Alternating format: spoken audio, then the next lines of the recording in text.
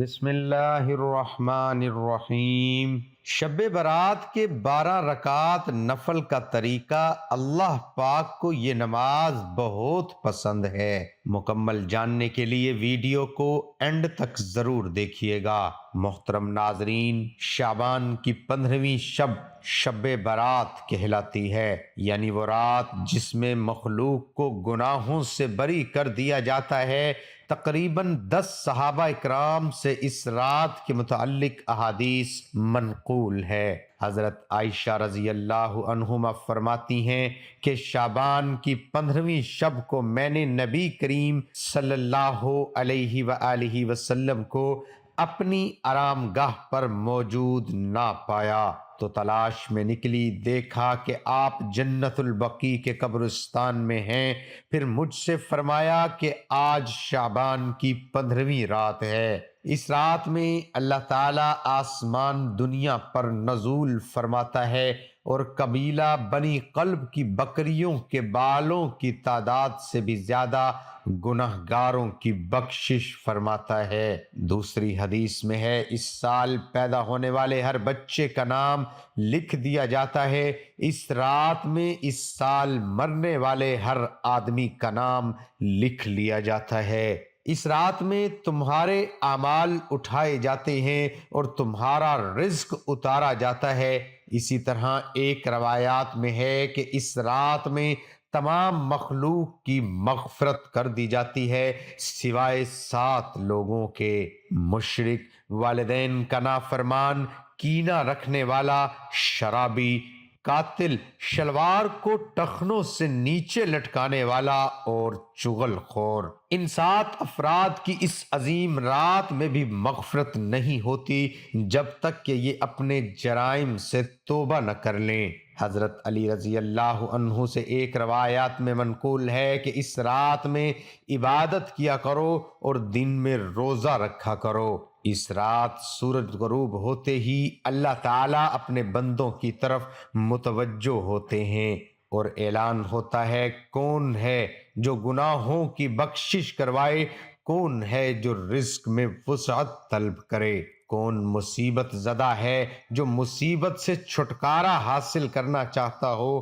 ان احادیث کریمہ اور صحابہ کرام اور بزرگان دین کے عمل سے ثابت ہوتا ہے کہ اس رات میں 3 کام کرنے ہیں: قبرستان جا کر مردوں کے لیے ایصال ثواب اور مغفرت کی دعا کی جائے، لیکن یاد رہے کہ نبی کریم صلی اللہ علیہ وآلہ وسلم سے ساری حیات مبارکہ میں صرف ایک مرتبہ شب برات میں جنت البقیع جانا ثابت ہے۔ اس لیے اگر کوئی شخص زندگی میں ایک مرتبہ بھی اتباع سنت کی نیت سے چلا جائے تو اجر و ثواب کا باعث ہے، لیکن پھول پتیاں، چادر چڑھاوے اور چراغاں کا اہتمام کرنا اور ہر سال جانے کو لازم سمجھنا، اس کو شب برات کے ارکان میں داخل کرنا، یہ ٹھیک نہیں ہے۔ جو چیز نبی کریم صلی اللہ علیہ وآلہ وسلم سے جس درجے میں ثابت ہے اس کو اس درجے میں رکھنا چاہیے۔ اس رات میں نوافل تلاوت، ذکر و اذکار کا اہتمام کرنا۔ اس بارے میں یہ واضح رہے کہ نفل ایک ایسی عبادت ہے جس میں تنہائی مطلوب ہے، یہ خلوت کی عبادت ہے، اس کے ذریعے انسان اللہ کا قرب حاصل کرتا ہے۔ لہٰذا نوافل وغیرہ تنہائی میں اپنے گھر میں ادا کر کے اس موقع کو غنیمت جانیے۔ نوافل کی جماعت اور مخصوص طریقہ اپنانا درست نہیں ہے۔ یہ فضیلت والی راتیں شور و شغب اور میلے اجتماع منعقد کرنے کی راتیں نہیں ہے، بلکہ گوشہ تنہائی میں بیٹھ کر اللہ سے تعلقات استوار کر کے قیمتی لمحات ہیں، ان کو ضائع ہونے سے بچائیے۔ دن میں روزہ رکھنا بھی مستحب ہے۔ ایک تو اس بارے میں حضرت علی رضی اللہ عنہ کی روایت ہے اور دوسرا یہ کہ نبی کریم صلی اللہ علیہ وسلم ہر ماہ ایام بیض کے روزوں کا اہتمام فرماتے تھے۔ لہٰذا اس نیت سے روزہ رکھا جائے تو اجر و ثواب ہوگا۔ باقی اس رات میں پٹاخے بجانا، آتش بازی کرنا اور حلوے کی رسم کا اہتمام کرنا، یہ سب خرافات اور اسراف میں شامل ہیں۔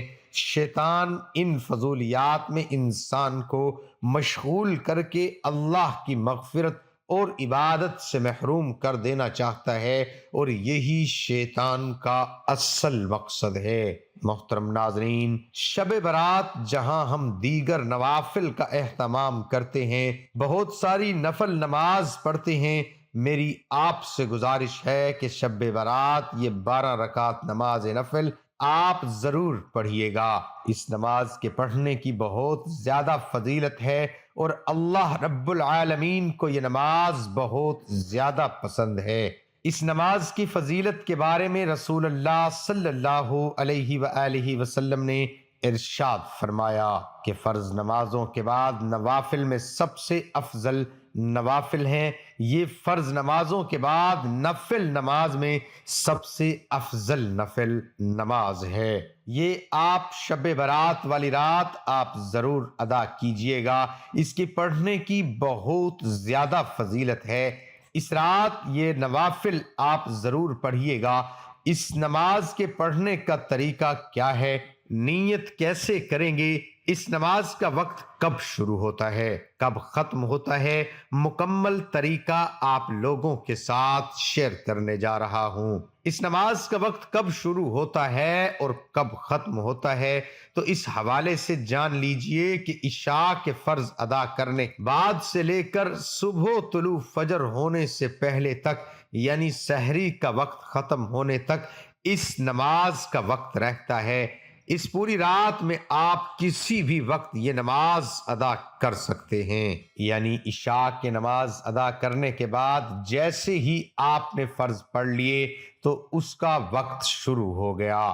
اب آپ کبھی بھی کسی بھی رات کے حصے میں اس نماز کو پڑھ سکتے ہیں۔ صبح سحری کا وقت ختم ہونے تک اس نماز کا وقت رہتا ہے، اور اس نماز کو ادا کرنے کا جو افضل وقت ہے وہ صبح سحری کا وقت ہے۔ اس وقت میں یہ نوافل ادا کیے جائیں۔ اب رہا یہ مسئلہ کہ اس نماز کے پڑھنے کا طریقہ کیا ہے، کون سی صورتیں پڑھیں گے، کوئی خاص صورتیں ہیں، ایسا بالکل نہیں ہے۔ ویسے تو اس نماز کو پڑھنے کے بہت سارے طریقے ہیں، لیکن آسان طریقہ آپ کو بتاتا چلوں۔ دو رکعت کر کے 12 رکعت پڑھیں گے آپ، یعنی 2 رکعت پڑھی پھر سلام پھیر دیا، پھر 2 رکعت کی نیت کریں گے، پھر سلام پھیریں گے، 2 رکعت کے بعد اسی طرح ہم نے 12 رکعتیں پڑھنی ہیں، اور یہ نفل نماز ہے اور اس کے پڑھنے کا طریقہ کوئی خاص نہیں ہے۔ آپ نماز شروع کریں گے تکبیر تحریمہ کہہ کر، اللہ اکبر کہتے ہوئے ہاتھ باندھ لیں۔ سب سے پہلے ثنا پڑھیں گے، اس کے بعد پھر سورۃ فاتحہ کی تلاوت کریں، پھر جو بھی آپ کو سورت آتی ہے، جو بھی سورت آپ کو یاد ہے وہ آپ سورت تلاوت کریں۔ مثال کے طور پر آپ کو سورت کوثر یاد ہے تو آپ یہ سورت پڑھ سکتے ہیں، یا اسی طرح جو سورت اخلاص ہے اس کی بھی آپ تلاوت کر سکتے ہیں۔ جو بھی آپ کو قرآن مجید کا حصہ یاد ہے یا جو بھی سورت آپ کو آتی ہے وہ آپ تلاوت کر سکتے ہیں۔ اس کے بعد پھر رکوع کریں، رکوع سے کھڑے ہو، 1 رکعت مکمل ہو گئی، سجدہ کر لیا۔ آپ نے پھر دوسری رکعت میں اسی طرح سورۃ فاتحہ پڑھیں گے، کوئی سورت ملائیں گے، رکوع اور سجود قاعدہ، اس کے بعد تشہد، درود اور دعا پڑھ کر دائیں بائیں سلام پھیر دیں گے۔ یعنی جس طرح باقی نوافل پڑھتے ہیں اسی طرح 2 رکعت نفل پڑھیں گے، اور 2 رکعت کر کے پڑھیں گے، یعنی 12 رکعتیں 6 سلام کے ساتھ پڑھیں گے۔ اور اس نماز کی نیت کیسے کریں گے؟ نیت دیکھیں، اصل دل کا ارادہ ہے۔ نیت اس طرح کریں کہ میں نے نیت کی 2 رکعت نماز نفل تہجد کے واسطے اللہ تبارک و تعالیٰ کے منہ میرا کعبہ شریف کی طرف، یعنی یہ تہجد کے نوافل ہیں۔ تو تہجد کے نوافل کی نیت کریں گے، اگر دل میں ارادہ کر لیں تب بھی بہتر ہے، کوئی حرج نہیں۔ نیت ہو جائے گی بالکل درست ہے، لیکن اگر زبان سے الفاظ ادا کرنا چاہیں تب بھی کوئی حرج نہیں، کر سکتے ہیں، مستحب ہے۔